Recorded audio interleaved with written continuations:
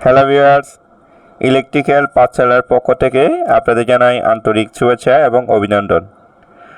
আজকে আমরা 3 pin socket এবং 2 পিন সকেটের সাহায্যে একটি অতি সহজে কিভাবে মাল্টিপ্লাগ তৈরি করা যায় এই ভিডিওর মাধ্যমে আপনাদের সামনে তুলে ধরব। আশা করি আপনারা ভিডিওটি না টেনে সম্পূর্ণ ভিডিওটি দেখার চেষ্টা করবেন।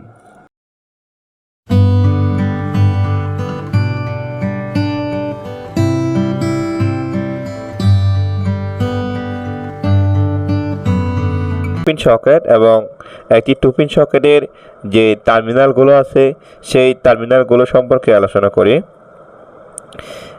শুরুতে তাহলে আমরা 3 পিন সকেটের যে টার্মিনালগুলো আছে সেগুলো সম্পর্কে পরিচিত হই। 3 পিন সকেটের যে 3টি টার্মিনাল আছে তার মধ্যে একটি হচ্ছে লাইন টার্মিনাল, আরেকটি হচ্ছে নিউট্রাল টার্মিনাল, অপরটি হচ্ছে আর্থিং টার্মিনাল। যখন কোনো কারণে যদি সার্কিটে অনাকাঙ্ক্ষিত ভোল্টেজ বা অনাকাঙ্ক্ষিত কারেন্ট প্রবাহিত হয়, তখন এই আর্থিং তার বা আর্থিং কেবলের সাহায্যে সেই ভূপৃষ্ঠে সেই বিপজ্জনক ভোল্টেজ এবং বিপজ্জনক কারেন্টটা চলে যায়। তাছাড়া আমরা বলতে পারি এই আর্থিং কেবল বা আর্থিং তারের সাহায্যে আমরা বৈদ্যুতিক যন্ত্রপাতি এবং মানুষকে রক্ষা করার জন্য এই আর্থিং তার ব্যবহার করে থাকি। পিন সকেটের একটি সুইচ আছে, এই লাইন কেবলটা এই সুইচের শুরুর টার্মিনালে কানেকশন করি, আর এই শুরুর টার্মিনালের শেষ টার্মিনালটা যখন আমরা এই সুইচটা অন করব তখন এই শেষ টার্মিনালে এর সাথে সে লাইন টার্মিনালের সাথে সে কমন থাকে। আর নিউট্রাল টার্মিনালটা আমরা সরাসরি নিউট্রাল কানেকশনে আমরা নিউট্রাল টার্মিনালে কানেকশন করি। ঠিক এখন 2 পিন সকেটে আমাদের যে দুটি টার্মিনাল আছে, একটি হচ্ছে লাইন টার্মিনাল আর একটি হচ্ছে নিউট্রাল টার্মিনাল।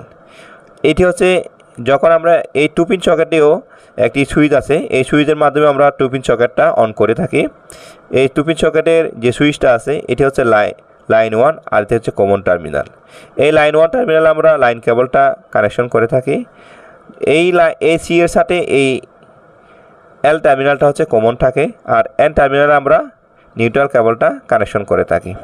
তাহলে আমরা 3 পিন সকেট এবং 2 পিন সকেটের যে টার্মিনালগুলো আছে সেগুলো সম্পর্কে পরিচিত হলাম। এখন আমরা এই 2 পিন সকেট এবং 3 পিন সকেটের সাহায্যে কিভাবে একটি মাল্টিপ্লাগ তৈরি করা যায় আমরা সেটি দেখব। আমরা সময়ের কথা চিন্তা করে ভিডিওটি যাতে বেশি পরিমাণ দীর্ঘ না হয় সেজন্য আমরা 3 পিন সকেট এবং 2 পিন সকেটের সাহায্যে একটি মাল্টিপ্লাগ তৈরি করে রেখেছি এবং মাল্টিপ্লাগে আমরা পাওয়ার দিয়ে রেখেছি। এখন আমরা দেখব 3 পিন সকেট এবং 2 পিন সকেটগুলো দেখতে কীরকম। এটি হচ্ছে 3 পিন সকেট ফ্ল্যাট টাইপ, এই তিনটাই 3 পিন সকেট ফ্ল্যাট টাইপ। আর একটি আছে এটি হচ্ছে 2 পিন সকেট, এটি হচ্ছে ফ্ল্যাট টাইপ।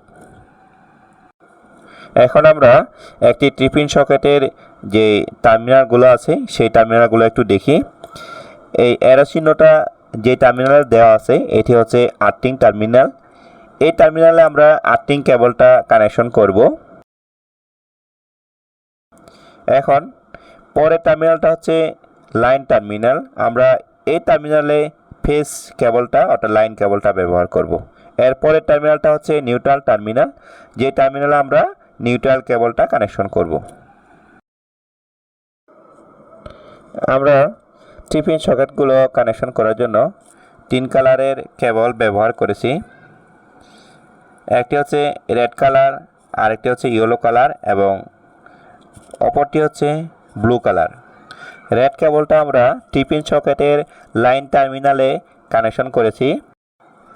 ব্লু কালারের যে কেবলটা আছে সেটি আমরা 3 পিন সকেটের নিউট্রাল টার্মিনালে কানেকশন করেছি। তারপরে যে ইয়েলো কেবলটা আছে সেটি আমরা 3 পিন সকেটের আর্থিং টার্মিনালে কানেকশন করেছি। সবগুলো 3 পিন সকেট একই ধরনের কানেকশন করেছি আমরা। এখন আমরা দেখি 2 পিন সকেটের কানেকশনটা।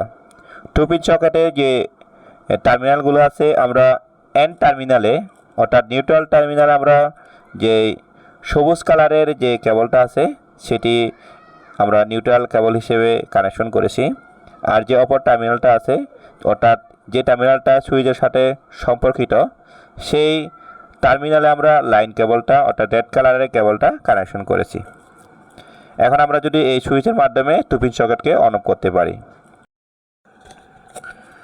আজকে আমরা এই ভিডিওর মাধ্যমে 3 পিন সকেট এবং 2 পিন সকেটের সাহায্যে কিভাবে অতি সহজে একটি মাল্টিপ্লাগ তৈরি করা যায় সেটি শিখলাম। এই ভিডিওর পরিপ্রেক্ষিতে কারো যদি কোনো রকম প্রশ্ন থাকে অবশ্যই আপনারা আমাদের কমেন্ট বক্সে জানাবেন। আমরা যারা প্র্যাকটিক্যালি কাজ করি সবাই একটি জিনিস মনে রাখবেন, সবাই আমরা সাবধানতার সহিত যাতে কাজ করতে পারি। আর যারা আমাদের চ্যানেলের ভিডিওগুলো দেখেন আপনারা যদি কোনো রকম উপকৃত হন অবশ্যই আমাদের চ্যানেলটি সাবস্ক্রাইব করে রাখবেন। আপনাদের কাছে এই অনুরোধটি আমার থাকবে।